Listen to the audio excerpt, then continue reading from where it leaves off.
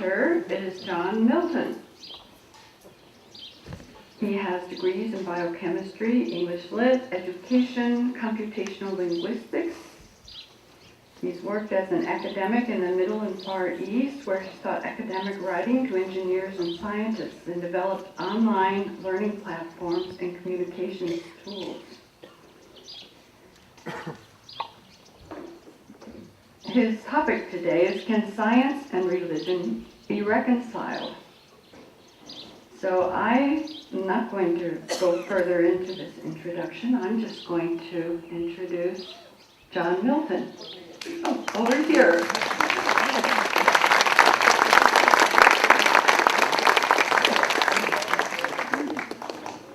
Thank you. I feel like Janice Jackson with this thing on me. Yeah, I know. I'm trying to turn it on. Okay now? No? Oh, I can speak louder. Oh, all right. I'm talking because Margaret's entreaty for speakers was so persuasive that I fell for it. This is the first time I've talked on this topic, so please indulge me if I read off my notes more than I really should.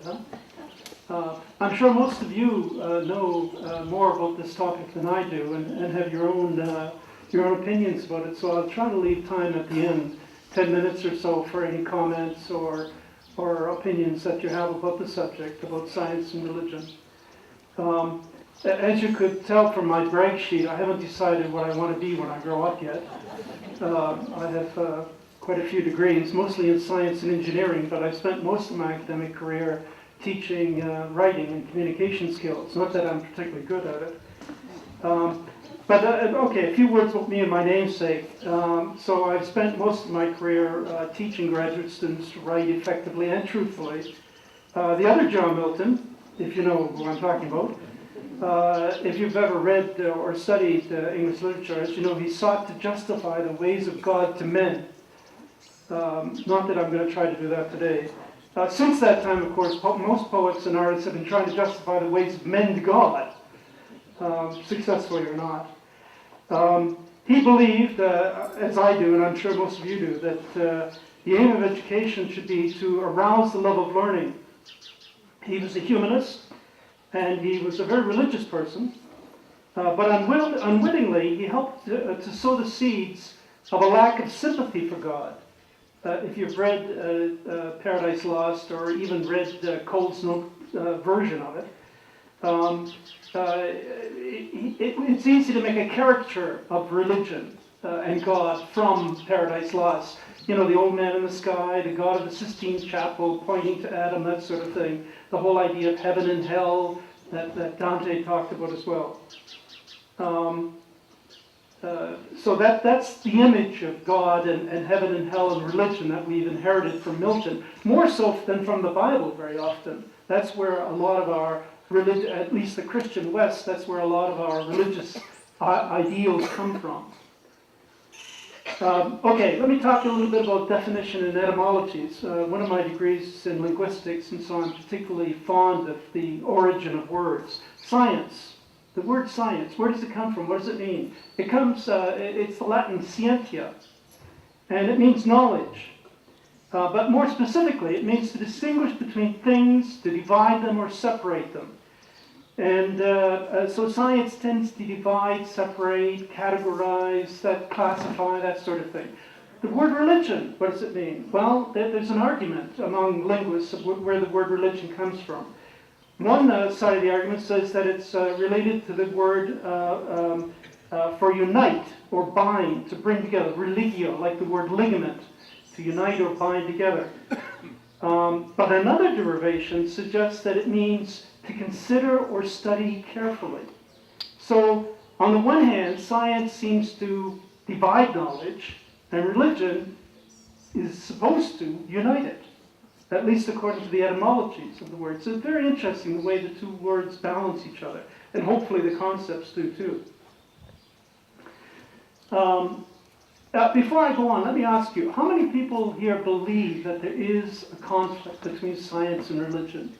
that scientific philosophy or attitudes and religious philosophy and attitudes are diametrically opposed.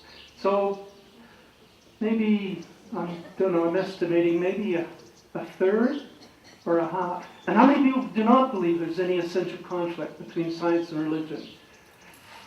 That's maybe a third or a little less, maybe? How about the rest? How many people don't know?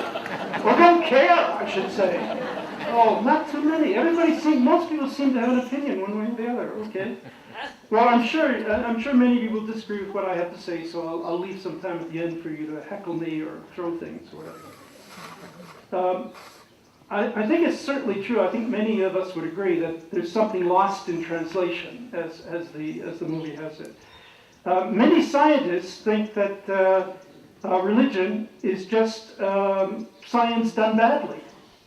That the origins of stories about the natural wonders, lightning, and these sorts of things is just primitive science and not very well thought out, or with very little evidence. They're not falsifiable. But many religious people think that science is just basically a religion. It's all faith. Science is really faith. So scientists and religious people often don't talk to one another very, very effectively. Scientific categories are relatively well defined. When a scientist talks about a subject, he knows more or less what he's talking about, and he's supposed to be able to communicate it effectively. But religious people have trouble sometimes defining their categories.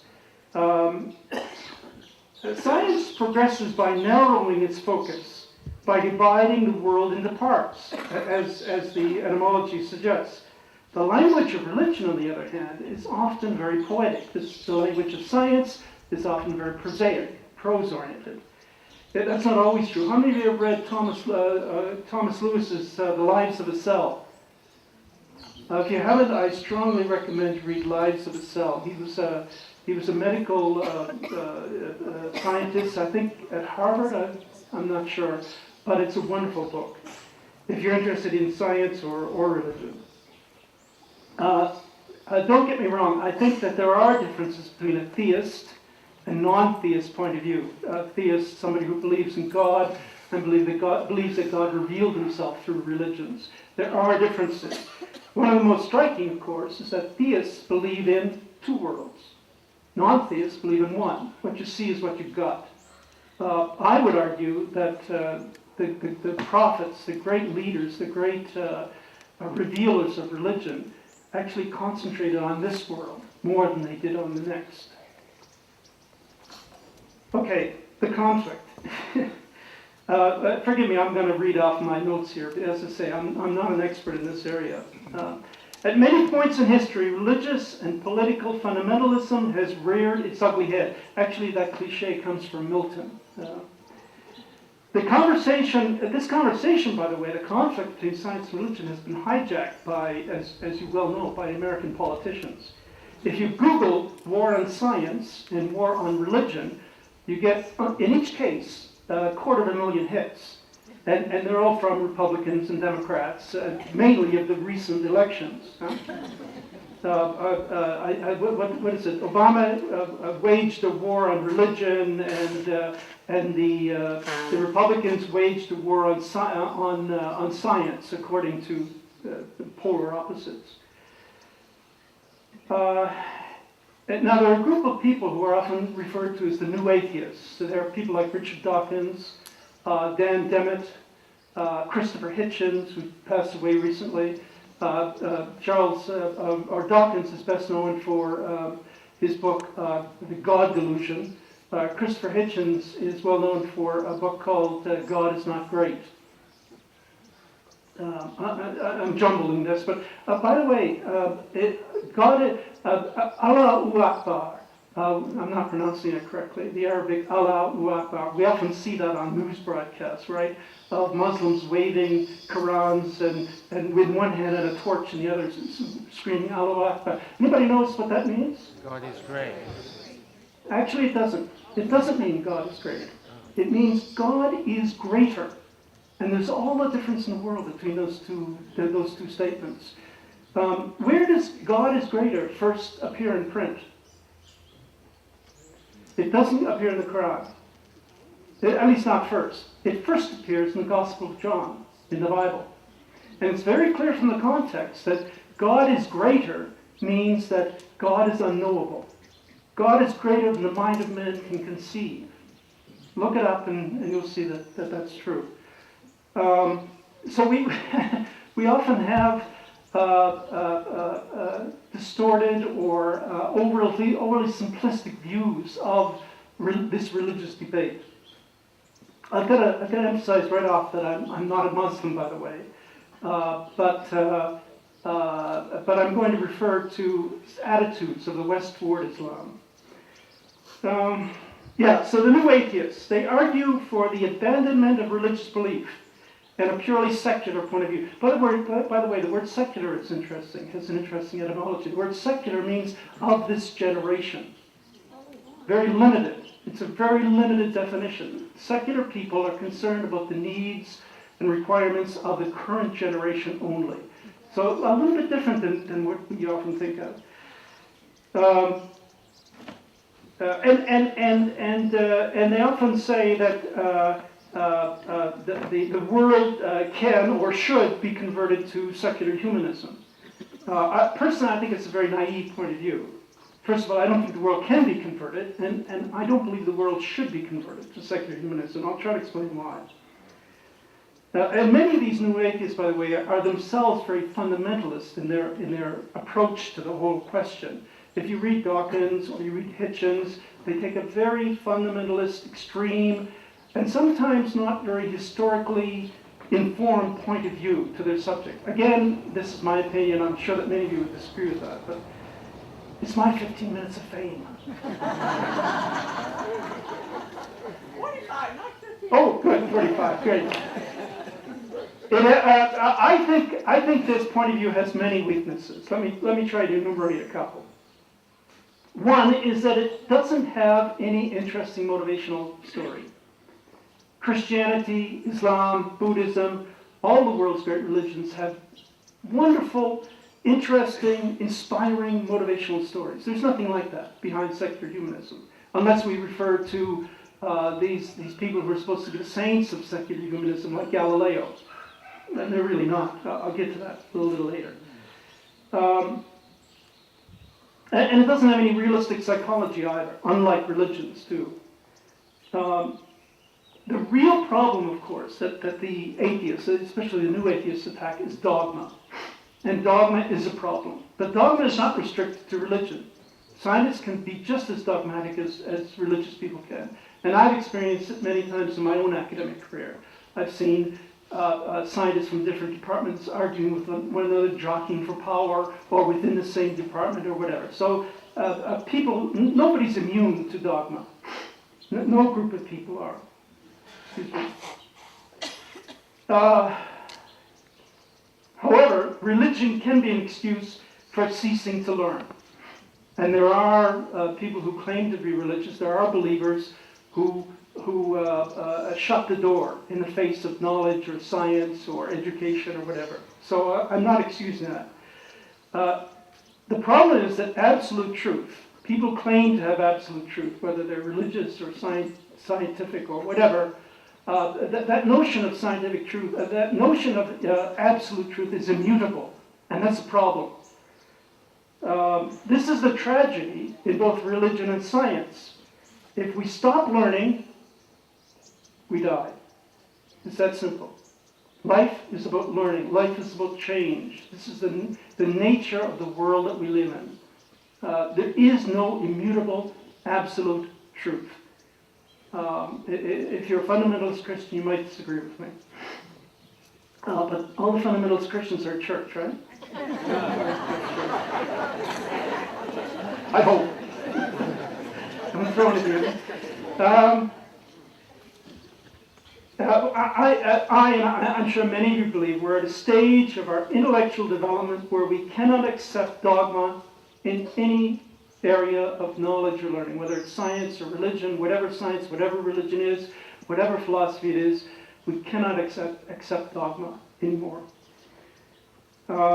Something we have to keep in mind when we talk about religion and science, and it's something that often doesn't occur to people who don't have much scientific background or haven't done much reading in science, is that science is not value-free.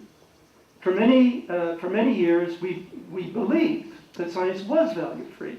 If you talk to one of these atheistic advocates of pure science, or naturalism as it's called, they argue that science is value-free. But many scientific philosophers and historians have shown that really it is not. And I'll talk a little bit about that. The physicist, Michael Polanyi, I don't know if I'm pronouncing his name correctly, he spoke of something called tacit knowledge. And he argued that we believe more than we can prove. Now, he's a physicist speaking. And that we know more than we can say. That the positivist view, that's a naturalistic view, where there is all that exists is what we can sense with our five senses, that enterprise is naive, that it cannot be correct. Another scientific historian, Thomas Kuhn, wrote a book called about scientific revolutions. And he explained that science often proceeds through a series of revolutions, that it's not as progressive and systematic as we often think it is. The Copernican, the Einsteinian, the Darwinian revolutions were just that. They overthrew old concepts of science. They were new paradigms, was his term. He argued that scientific theories are not linear. They progress in these quantum leaps, so to speak. Oh, by the way, before I go on, Copernicus. Do many of you know the story? Copernicus is a very interesting story. Copernicus, of course, is the guy who supposedly rediscovered or proved through mathematical means that the world and the sun, the solar system, is not geocentric, but heliocentric. It's not that the Earth is not the center around which the sun revolves, but that the Earth revolves around the sun. How many people saw the sunrise this morning? How many people have in their lives seen the sunrise? Actually, none of you have, because the sun doesn't rise. The Earth revolves. I know. You're going to hate me for that. You know, when I used to teach scientific logic, I would always challenge the students, and I'd always know what they would answer. I would always say, okay, tell me one observable natural phenomenon about which you can say there is no doubt. And they would always say, oh, there is no doubt that the sun rises in the east and sets in the west. And so I did that. Of course, there's always doubt in science. We are creatures of doubt. The world we live in is a world of doubt, and it should be. I interrupted myself. Yeah, scientific theories are not lead. Oh, Copernicus, I forgot. Copernicus, of course, was a Polish monk, and he was a mathematician. And how did he arrive at this proof that the Earth is the center of the solar system? In their view, the center of the universe, rather than the Earth. At that time, the Pope of the Catholic Church had a real problem. The Gregorian calendar was, I think, 11 minutes out of sync each year.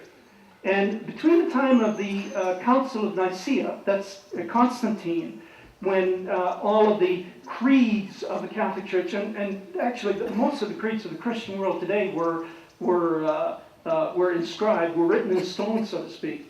That Christ, for example, is the literal Son of God, that that God has three parts, God the Father, God the Son, and God the Holy Ghost, that whole thing. Now, of course, at the time of Constantine, many Christians didn't believe that at all. But he gathered the most powerful bishops of the time, and through whatever political power negotiations, they decided that this is what Christians should believe.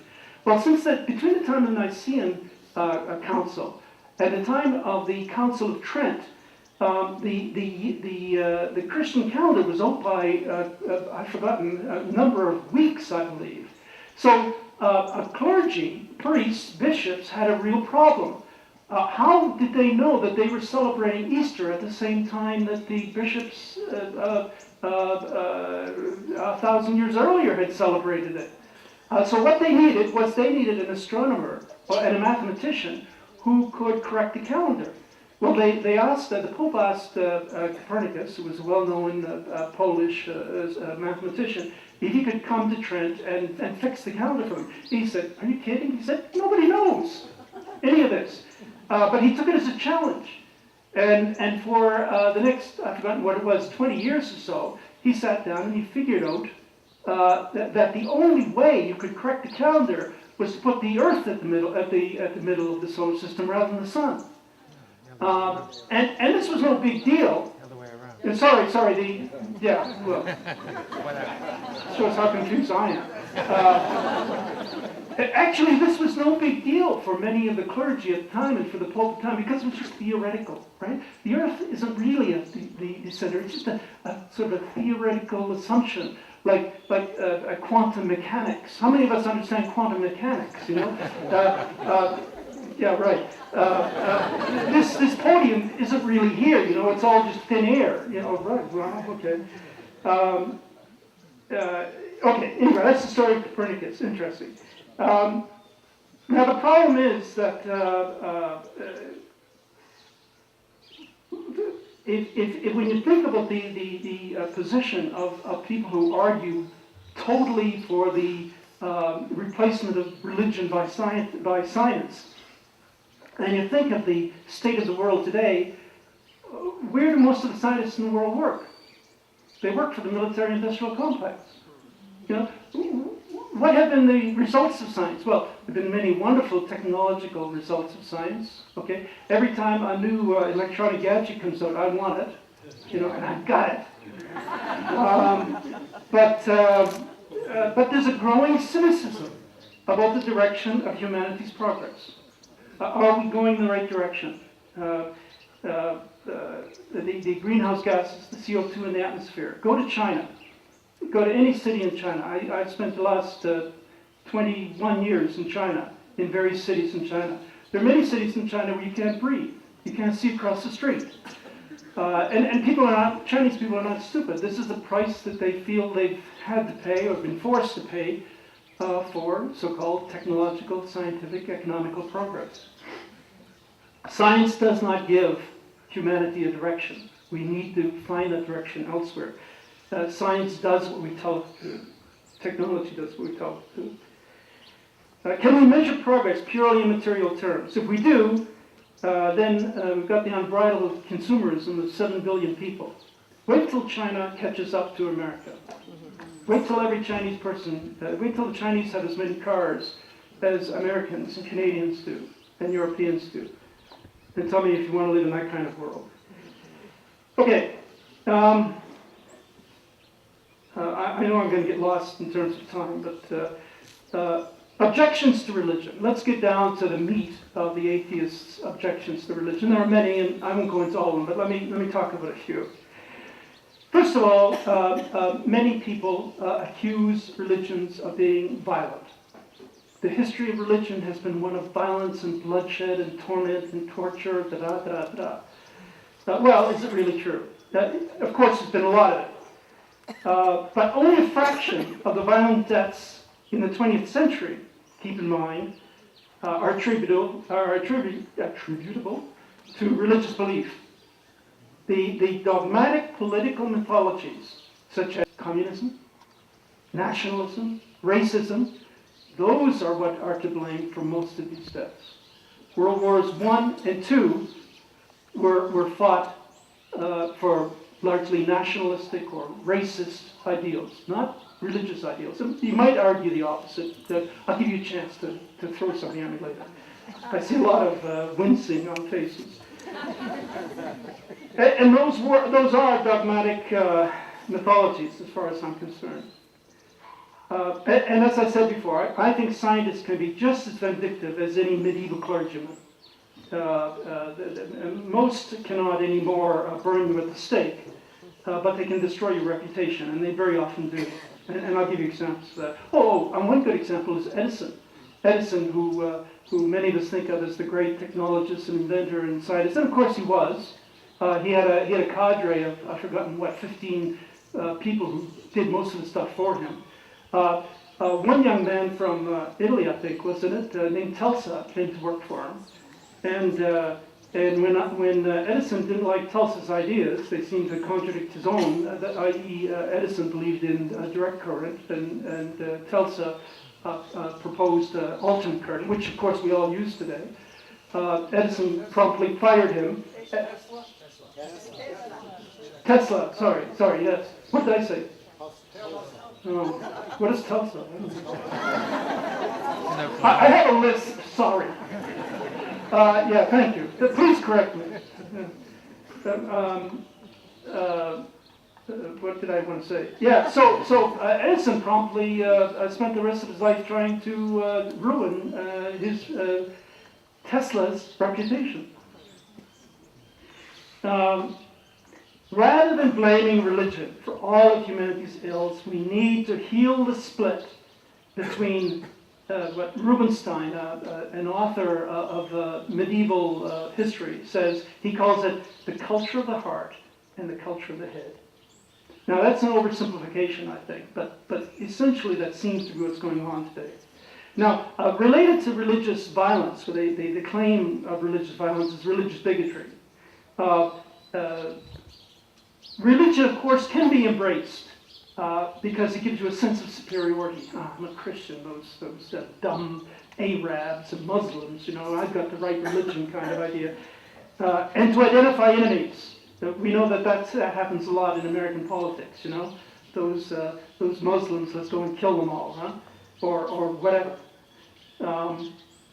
But claims of uniqueness, superiority, exclusion, bigotry,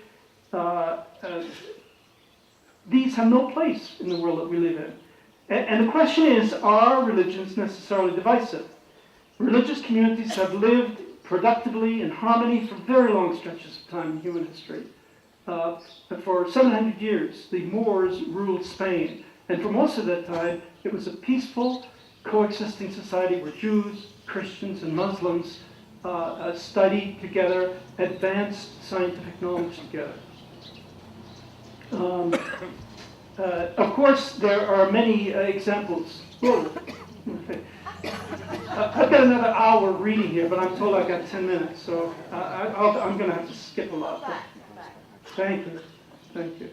I love you.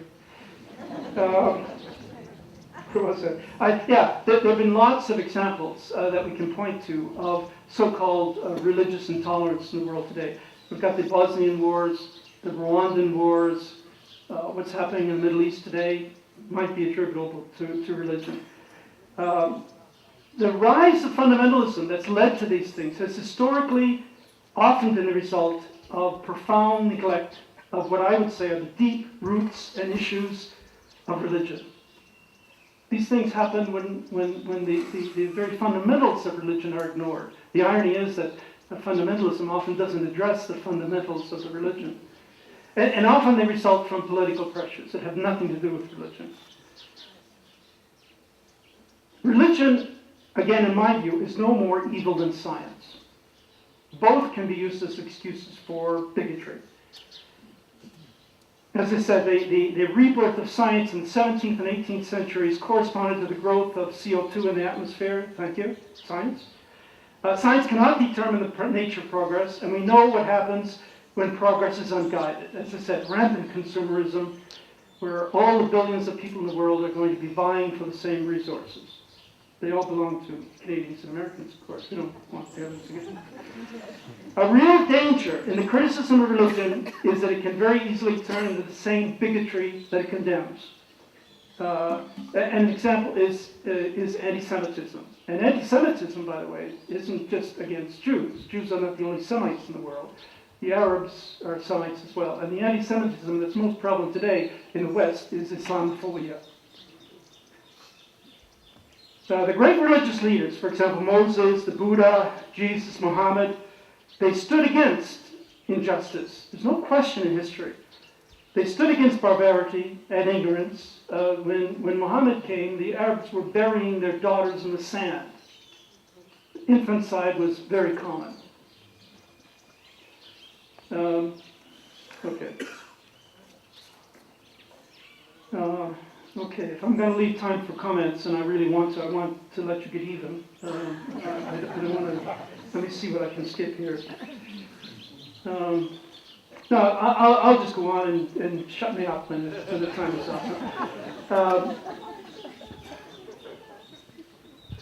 Please stand back. Okay. So the question is, does religious thought progress? Is there, can religion evolve, or can it undergo the revolutions that science seems to? That's a big question. Up until the middle of the 19th century, we overlooked the evolution of the natural world. We had no clue about evolution. Darwin introduced the concepts of natural selection and evolution. And by the way, that was quickly taken up by most of the public and misused sometimes. But, and more recently, we've learned about the nature of scientific revolutions, as I said. But what we've often overlooked are the great revolutions in religion and the evolution of religious ideas. If we think of the separate religions as actually revolutions, as progressive, rather than as competing, if we can go as far back as our history allows us, of course, and look at the very early Judaic prophets, Abraham, the early Persian prophet like Zoroaster. We look at the Indian prophet like the Buddha, and then come later in history where we have Moses, and then Christ, and Muhammad, and Baha'u'llah. We can see them as not competing, but progressive, because they all teach essentially the same message. I firmly believe if you study the fundamentals of religion, you see that they're saying the same thing. The holy books all say the same thing. There's no reason for animosity between religions. Atheists don't look at it that way, or naturalistic scientists don't look at it that way, of course. The critics of religion say that nothing is forever, and that this is the basis of science, of course. And they're right. All cultures and religions have finite lifespans, and they're often bracketed by what I'm referring to as these progressive revolutions in ideas, in religious or scientific ideas. You know what eschatology is? It's the study or the expectation of the end of the world. We were supposed to have the end of the world according to the Mayan calendar, misinterpretations of the Mayan calendar. In the middle of the 19th century, many people believed it was the end of the world, prophesied by the Bible or by the Quran. And many religious denominations began as a result of that when the world didn't appear to end. I'd argue that the world has ended. It's ended many times. It ends every time one of us dies for that person individually. But it also ends collective. See, he agrees. The world ends culturally and collectively whenever we have one of these grand revolutions in science or religion. It changes the world. We live in a different universe than our ancestors did. We live in a different universe than people did 100 years ago. I don't need to go into the details of medicine and technology to establish that. Evolution, not only revolution, but evolution. Religious ideas evolved as well. Early Judaic thought was affected by Zoroaster, for example, and by Babylon. Okay, so as you know, from your knowledge of the Bible, the Jews were taken into captivity by the Babylonians, right? I sat by the river of Babylon and wept, or that's from Abba, right? But I think it's biblical, okay? And much of the Jewish nation was in captivity in Babylon for how many years? 70 years or whatever. 700, yeah, more like it. Well, did they take anything from Babylonian culture? Well, it was very common in those days for religions to be permeable. Many Jews would argue that Judaism, or Christians would argue, is a totally pure thing. I think if you look at the history of the evolution of ideas, it's not necessarily true. We had references to angels. Angels first appeared in the historical record in Babylon. The idea of Babylonian angels entered the biblical mind, the mind of the ancient Jews. Who released the Jews from captivity in Babylon? It was the Persians. I think it was Cyrus who released the Jews from captivity in Babylon when he invaded and conquered Babylon. And many Jews remained in Persia, what we now call Iran, after that. And what did they absorb from the culture of Iran at that period? They absorbed the ideas of Zoroaster, or at least the ideas that had been inherited from Zoroaster, the great Persian prophet. You know Zoroastrianism? Many people think of the worship of fire. Fire, of course, is just a symbol for God. But and what was that great idea from Zoroastrianism? The devil. There's no belief in the devil before that period. And Zoroastrians, or I should say some Zoroastrians believe that there are two gods. And this is how you justify evil in the world. Why is there, if God is good, if God is complete goodness, complete holiness, complete whatever, how can there be evil in the world? Oh, well, maybe there's another God, and he's evil. And you have these two gods fighting each other. And that idea comes from Zoroastrianism. Of course, that evil God we call Satan. And of course, it was Milton, John Milton, who made this very popular. So it went the other way as well, of course. Jewish ideas profoundly affected ancient Greek philosophy. And many of the ideas of Plato and Aristotle have their origins in Judaic thought. At least many scholars believe so. But religious ideas can become corrupted just as scientific ideas can. And I'm sure you know many scientific ideas are very corrupted. Charles Darwin, when he wrote The Origin of Species, became very popular. Well, what happened? Many politicians took this as an excuse for their own political ends. Social Darwinism. Now, let's see now. If the strongest of the species survive, that means that war is a good thing. Right? Let's go and kill all those lesser human beings, and then we will triumph. This is a very fascist idea, of course. The whole idea of the purity of the species came out of this misapplication of Darwin's ideas, a corruption of scientific ideas. So am I close to? Okay, I better. I've got 1,000 other things to say, but I better shut up and let you get even with me. So if you like, I'll come back again later. But yes, ma'am.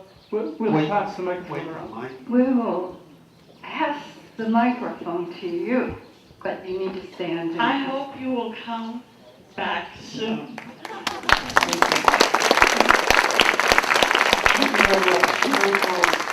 You said something early on, that we die when we stop learning. That was extremely profound. Well, it's not my idea. But I know, but I mean, the point, no.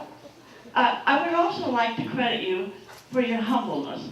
You have a connection with your audience.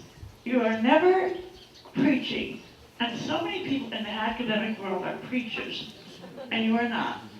Well, wait, I want to sing Hallelujah. By the way, the word Hallelujah is Arabic, and Hebrew. Hebrew and Arabic is the same language, but I'm sorry. I would like you to think on one subject. If you look at the audience, you will see more than 50% females. Now, I'm sure that you're not aware of it, but I don't believe there was any female mentioned in any of your authors or so forth. And this man right here, who's a good friend of me, will comment. I would like you to give some feedback on death. There are many of us here that are 80 or over, so we've already beat the system. Now, the question is, what happens after death? Okay, ready? You ready? Okay. Now, Christ didn't tell you, Muhammad didn't tell you, Baha'u'llah didn't tell you, and I'm not going to tell you because I don't know. Okay, sorry. It's a mystery. Oh, by the way, you know about the 72 virgins? Speaking of gender inequality, there's no such mention of that anywhere in the Quran or in Islam. No such thing. Yeah, sorry. John, I just want to make a comment. I saw a really interesting bumper sticker one day that said, "I hate bigots." He's right. Religion is necessary because originally it was there to control the masses. Well, that's what Marx believed. Yeah. Yeah. Well, And we know what happened to Marxism, right? Yeah. Yeah. Stalin. Yeah. Yeah, he's dead. Yeah, but Stalin had his own way, and Mao had their own way of controlling the masses, didn't they? Yeah. They're all dead, you notice.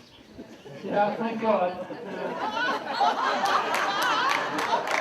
Seriously, there was a discussion at Oxford University about the origins of religion. They said that if the world was developed by God, he made a bit of a mess of it, because the world was, as Father knew, was 3.5 million years old. And during that period, most of the animals and foliage has been destroyed. I think it's 99.9999. And one would ask, what was the point? Well, if you take, shall I answer? If you take a purely naturalistic view, of course there was no point. The problem is we have this very anthropomorphic view of God, the old man in the sky who's he got the strings and we're all just his puppets. I don't think that's a very religious point. Can I read a poem to you? Do you know Naming of Parts by Henry Reed? Second World War, British poet, one of my favorite poets. I think you might think it has nothing to do with religion, but I'm going to read it anyway. Like many of you, I've played many parts in my life. At one time, I was in the Canadian militia, Princess Louise Fusiliers. We were an artillery branch. I was still a student at that time. We just marched around with our rifles. Lee Enfields 303, if you know what they are. Didn't have the destructive power of the automatic guns that are killing children today. This is one of my favorite poems, and I think it has a deeply religious meaning. Not a big weird. How many people have been in the military? Okay, for those of you who haven't, don't be frightened. Today, we have naming of parts. Yesterday, we had daily cleaning. And tomorrow morning, we shall have what to do after firing. But today we have naming of parts. Japonica glistens like coral in all the neighboring gardens. And today, we have naming of parts. This is the lower sling swivel, and this is the upper sling swivel, whose use you will see when you're given your slings. And this is the piling swivel, which in your case you have not got. The branches hold in the gardens their silent, eloquent gestures, which in our case we have not got. This is the safety catch, which is always released with an easy flick of the thumb. And please do not let me see any of you using his finger. You can do it quite easy if you have any strength in your thumb. The blossoms are fragile and motionless, never letting anyone see any of them using their finger. And this you can see is the bolt. The purpose is to open the breech, as you can see. We slide it rapidly backwards and forwards. We call this easing the spring. And rapidly backwards and forwards, the early bees are salting and fumbling the flowers. They call it easing the spring. They call it easing the spring. It's perfectly easy if you have any strength in your thumb, like the bolt and the breech and the cocking piece and the point of balance, which in our case we have not got. And the almond blossoms silent in all of the gardens, and the bees going backwards and forward. For today, we have naming of parks.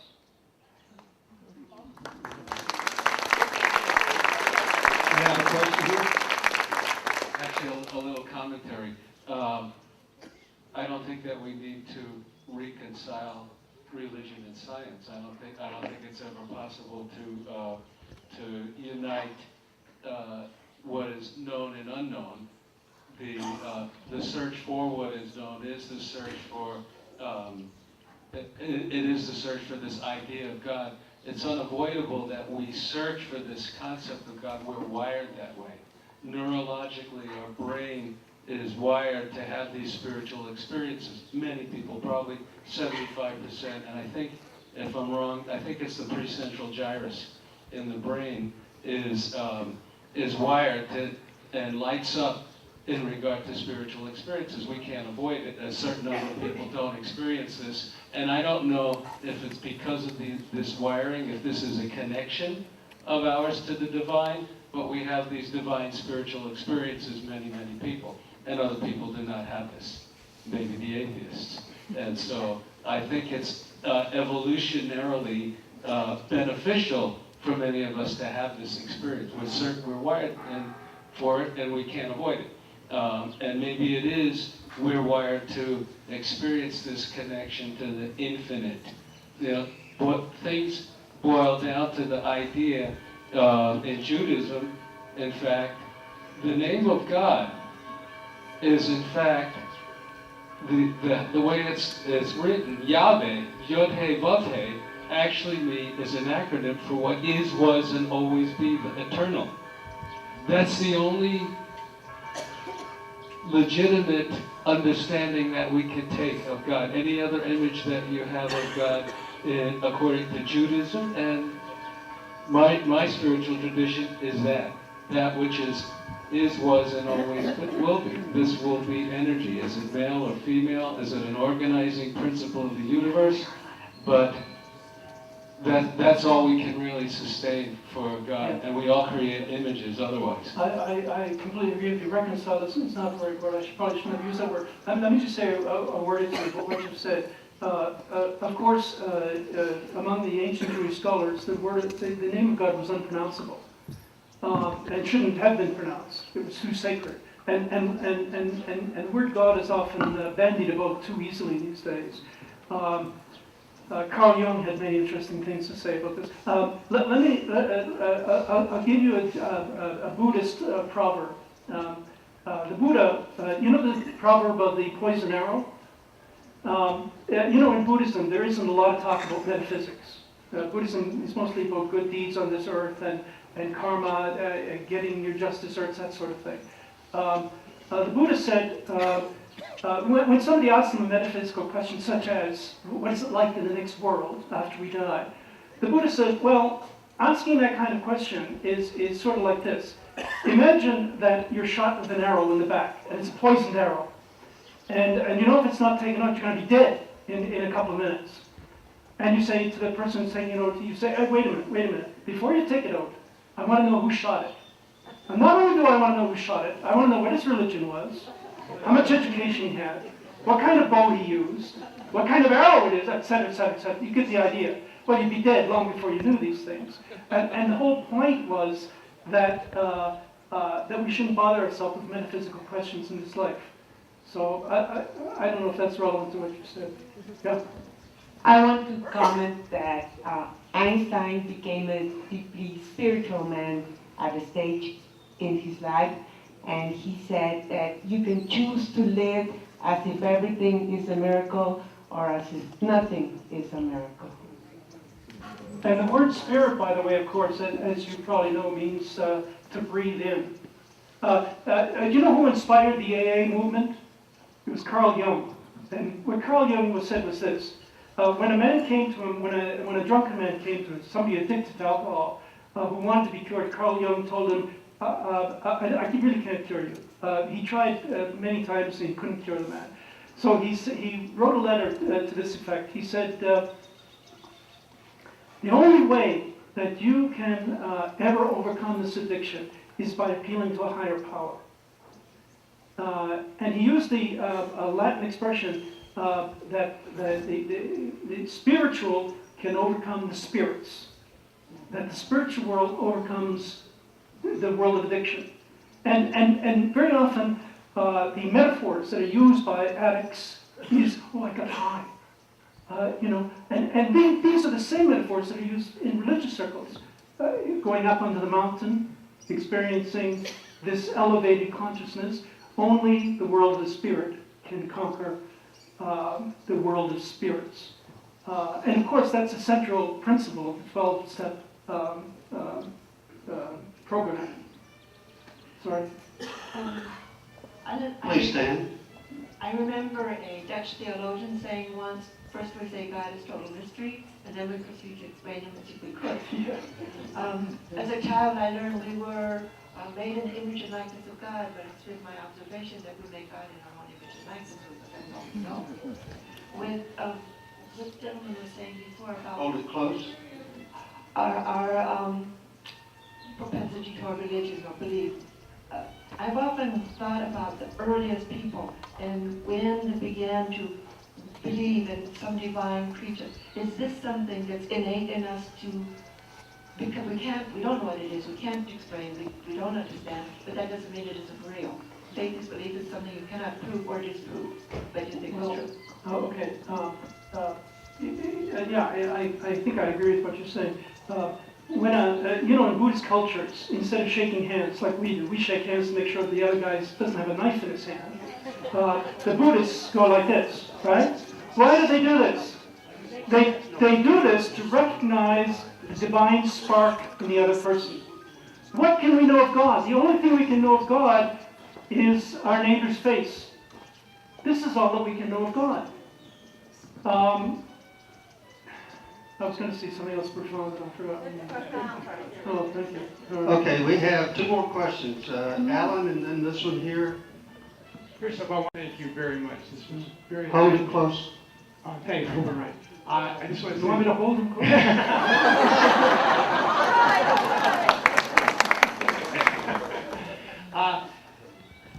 I believe, just following up what you said, we should be talking about spirituality and not religion. And I think this whole problem between religion and science... You have to hold it closer for everybody to The hear. whole problem between religion and science is that we have each got a group of people that are not perfect.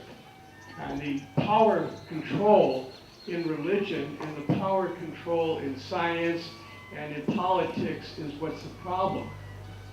Spirituality allows for the awe of the universe. And it allows for all the things that are potential and the definitions that Victor and the other woman and the woman had to say. Whereas people are the problem, not spirituality. And that's where we get in trouble. I'm a retired physician. I know about the awe of the body. I know about the awe of everything else.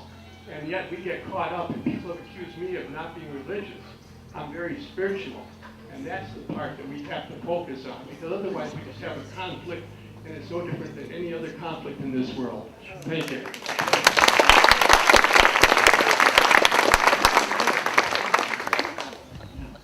Hello? Hello? Yeah, I just wonder how many people know the immensity of the universe we live in. Our own Milky Way, it's estimated, has 10 million stars. The next galaxy that we discovered was the Andromeda galaxy, and it's estimated to have 10 times as many, 100 billion stars. It's estimated now that we can see almost to the edge of the universe, that the universe contains 1 trillion or more galaxies. That gives you some idea. Now the question I have, I don't think there's an answer to it actually, is for the creationists is, did the Big Bang create God, or did God create the Big Bang? And if the latter, who did create God? Yeah, I didn't have time to talk about that. I was going to explain all of this. and I'll tell you the secret of life after that, too. You'll have to come It's back been for revealed part to me. 2.